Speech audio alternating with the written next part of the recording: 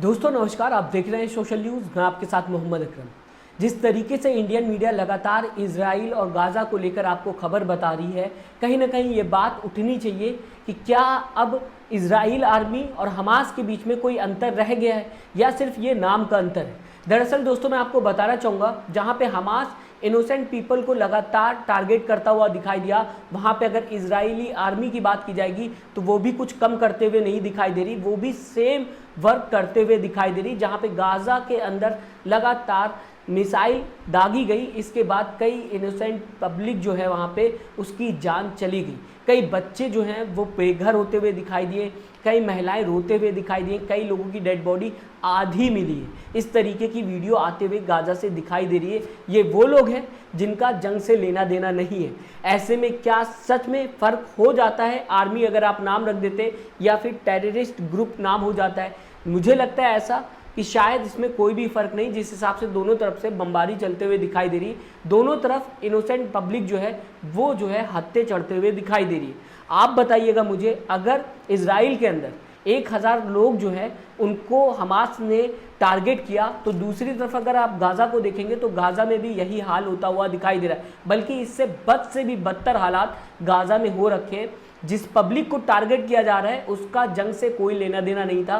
22 लाख लोग के आसपास जो है वो रहते हैं गाज़ा के अंदर, जिनको कह दिया गया है अभी फ़िलहाल अगर बात की जाएगी कि आप एक एरिया छोड़ के दूसरे एरिया में चले जाओ, क्योंकि इस एरिया को अभी कुछ घंटों के अंदर टारगेट किया जाएगा। यहाँ पे जो आर्मी है इजराइल की वहाँ पे आ जाएगी और उसके बाद वहाँ पर भी बमबारी देखने को मिलेगी। पहले ही होते हुए दिखाई दे रही थी, अब और ज़्यादा होते हुए दिखाई देगी। वहाँ पे इजरायली आर्मी अंदर जाकर फिर टारगेट करेगी जो भी चीज़ें बची हुई हैं, जो भी लोग बचे हुए हैं। सोचिए किस तरीके के हालात गाज़ा के अंदर होंगे।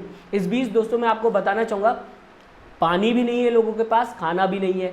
नॉर्थ गाज़ा और सेंट्रल गाज़ा के लोगों को बोल दिया गया है कि आप साउथ गाज़ा की तरफ चले जाओ। कितना बड़ा एरिया है और कितने लाख लोग जो हैं नॉर्थ गाज़ा और सेंट्रल गाज़ा में रहते हैं। बताया जा रहा है कि 11 लाख लोगों के आसपास जो है वो आबादी है। ऐसे में क्या सच में 24 घंटे जो हैं वो पूरी तरीके से सही टाइम दिया गया है? यूएन भी इसके खिलाफ है कि आप इतना कम वक्त कैसे दे सकते हैं सिविलियंस को, जिनको लेकर आप ये बताने की कोशिश कर रहे हैं कि 24 घंटा दे दिया गया। यूएन भी खिलाफ है इसके, आपके नीचे कटिंग मैंने लगा दिया है। इस बीच अगर बात की जाए इजरायली आर्मी की, तो वाइट फॉस्फोरस बम जो है वो भी गाज़ा के ऊपर लगातार बरसता हुआ दिखाई दिया, जिसके खिलाफ यूएन है। सोचिएगा, इस बम की इजाज़त नहीं दी गई है, उसके बाद भी इसका यूज़ किया जा रहा है गाज़ा के ऊपर। ये इतना ज़्यादा खतरनाक है कि जहाँ पर भी ये जाता है या फिर जहाँ पे भी गिर जाता है वहाँ पर ये सब कुछ तबाह कर देता है, सब कुछ जला के खाक कर देता है। इस तरीके का ये बॉम्ब है। उसके बाद भी लगातार जो है ये यूज़ किया जा रहा था, जो कि खबरों में भी अब सामने आ गया। पहले बताया जा रहा था ये अफवाह है, लेकिन अब जो सामने चीज़ें आते हुए दिखाई दे रही है उसमें क्लियर हो गया है।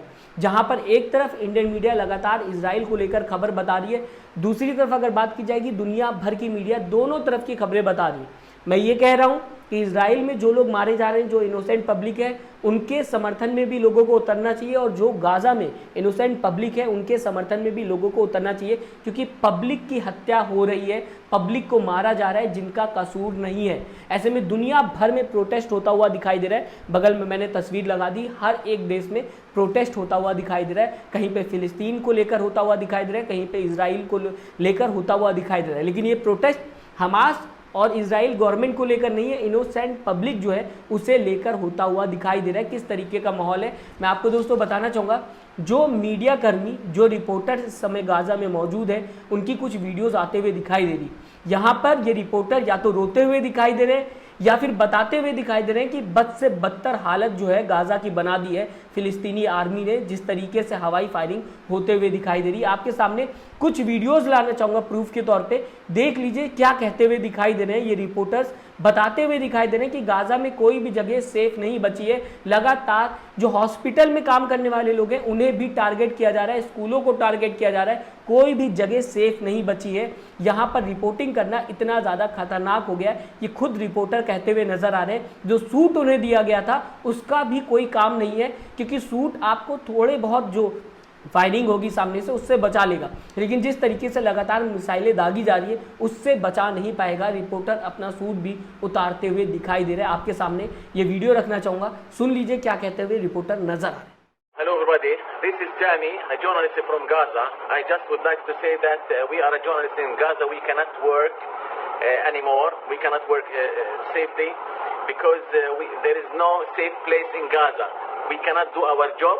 We know thousands of stories about people who are being slaughtered inside their homes while they are sleeping, but we cannot do that because of safety. Palestinian journalists are being targeted. The same is with the paramedics. I have just come from the nearby Indonesian hospital and I have seen 3 dead bodies arrive to the emergency. 3 dead bodies of 3 paramedics have just been killed maybe 10 minutes ago.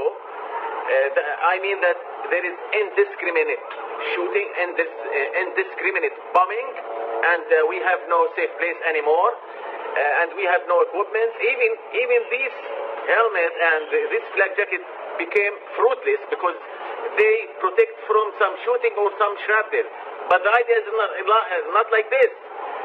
It is bombing with the huge rockets. So even the helmet and the flak jackets became fruitless. And sometimes we use it just to avoid some shrapnel, actually. In addition, we have no internet service.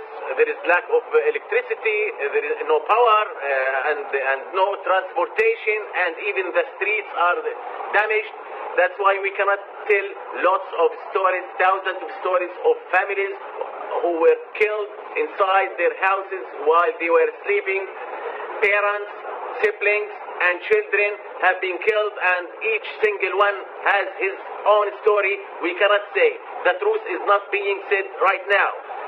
Please help us and protect us. Please. दोस्तों Sami ये बताने की कोशिश कर रहे हैं कि Gaza के हालात जो हैं वो इस समय ऐसे हो गए हैं कि कोई भी जगह बची नहीं है जहां पर आप रह के रिपोर्टिंग कर सके, या फिर ये कहा जाए वहां पर इंसान रह सके। इस तरीके के हालात हैं। इसके बाद दूसरे रिपोर्टर की अगर बात की जाए जो कि फीमेल रिपोर्टर है, जब वो रिपोर्टिंग कर रही थी तो उनके पीछे से जो घायल लोग आते हुए दिखाई दे रहे थे उसमें ज़्यादातर बच्चे थे, जिन्हें एक के बाद एक देखते हुए वो नजर आई और उसके बाद उनकी आंखें नम हो गई।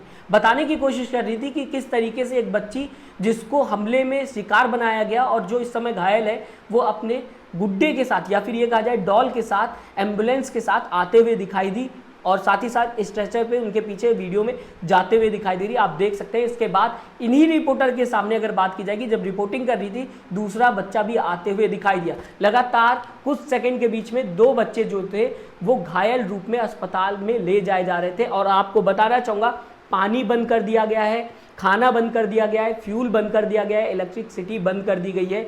ये बच्चे अब जिनका इलाज होना था, इलाज कैसे होगा, और अगर इलाज हो जाएगा बिना पानी बिना खाने के तड़प तड़प कर शायद अपनी जान जो है वो खो देंगे।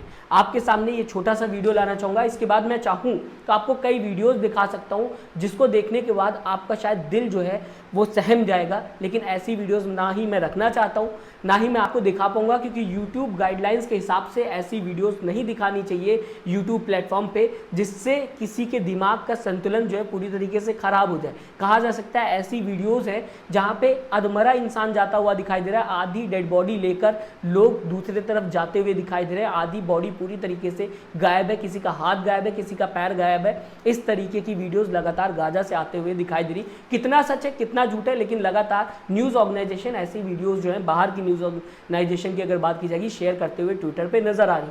आपके सामने सबसे पहले ये वीडियो रखना चाहूंगा जहां पे रिपोर्टर क्या कहते हुए नजर आ रही। सुन लीजिए क्या कहा है। I see a girl with her teddy bear.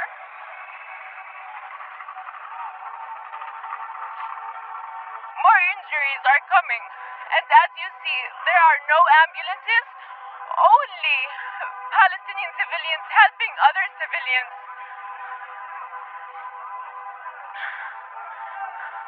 This is obviously another child.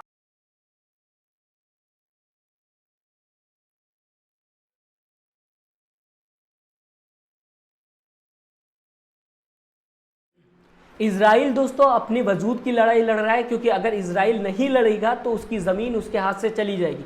दूसरी तरफ हमास ये बात कहता हुआ दिखाई दे रहा है, आज जिस जगह पे इजराइल ने अपना कब्जा कर रखा है, अपना देश बसा रखा है, वो फिलिस्तीन था पहले। इस वजह से हमास जो है वो अपनी वजूद की लड़ाई लड़ रहा है, जैसा कि वो कहता हुआ दिखाई दे रहा है। इस बीच लेकिन सिविलियंस की जो जान जा रही है, मैं उसके खिलाफ हूँ। चाहे हमास हो चाहे फिर इजरायली आर्मी हो, दोनों को ये बात समझनी चाहिए कि सिविलियंस का इस वॉर से कोई लेना देना नहीं है, उनके ऊपर बेरहमी ना की जाए। हमास तो टेररिस्ट ग्रुप है, उसके खिलाफ पूरी दुनिया खड़ी हुई है, लेकिन इजरायली आर्मी तो एक आर्मी है जो लोकतंत्र के अंदर चलती है। ऐसे में इजरायली आर्मी भी अगर हमास के फुटप्रिंट्स को फॉलो करने लगेगी, हमास के पीछे चलने लगेगी, जैसा काम हमास कर रहा है वैसे ही इजरायली आर्मी भी करने लगेगी, तो आर्मी और टेररिस्ट में क्या फ़र्क रह जाएगा। जिस तरीके से लगातार गाज़ा के अंदर अगर बात की जाए, कई बच्चे रोते हुए दिखाई दे रहे हैं, कई बच्चों के पेरेंट्स जो हैं वो इस जो लगातार फायरिंग हो रही है इसमें गुजर चुके हैं, उनकी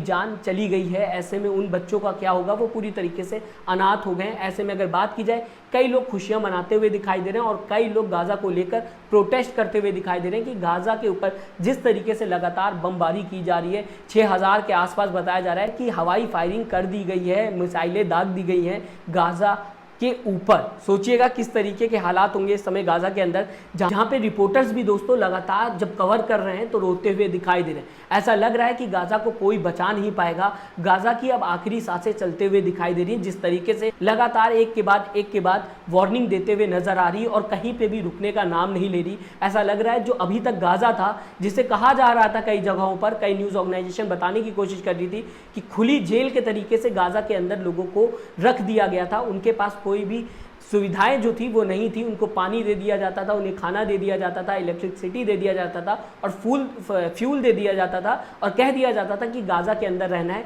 अब वो जल्द ही कब्रिस्तान में तब्दील हो सकता है। अपनी राय ज़रूर दीजिएगा किस तरीके से आप इस लड़ाई को देखते हैं, जहां पर इजराइल ने ये कह दिया है कि ये एक वॉर है, लेकिन क्या सच में वॉर के अंदर कोई भी रूल नहीं होता है। जिस तरीके से सिविलियंस को मारा जा रहा है, बच्चों को मारा जा रहा है और साथ ही साथ पूरी फैमिली तबाह कर दी जा रही है, क्या वो सही है? राय जरूर दीजिएगा, हमें बताएगा आपकी विचारधारा क्या है। साथ ही साथ चैनल को सब्सक्राइब और वीडियो को लाइक करना ना दोस्तों भूलिएगा। अपना ख्याल रखिएगा। नमस्कार। चैनल को लाइक, शेयर एंड सब्सक्राइब करें और बेल आइकन दबाना ना भूलें।